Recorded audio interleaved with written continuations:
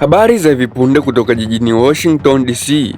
Hali ya taharuki imetanda baada ya kutokea kwa shambulio la risasi mita chache tu kutoka lango kuu la ikulu ya Marekani maarufu kama White House. Tukio hili limetokea wakati nchi hiyo ikijiandaa kwa sikukuu ya Thanksgiving, jambo lililopelekea ikulu kuwekwa chini ya ulinzi mkali wa lockdown.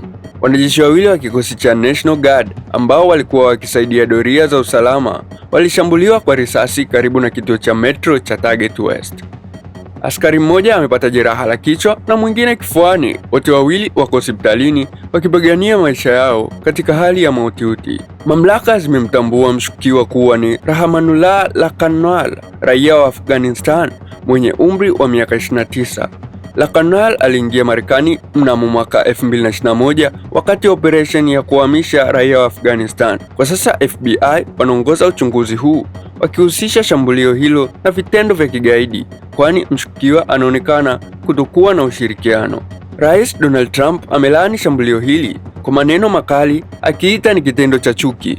Tukio hili limeibua mjadala mzito kuhusu usalama wa mipaka na uhakiki wa wakimbizi nchini Marekani.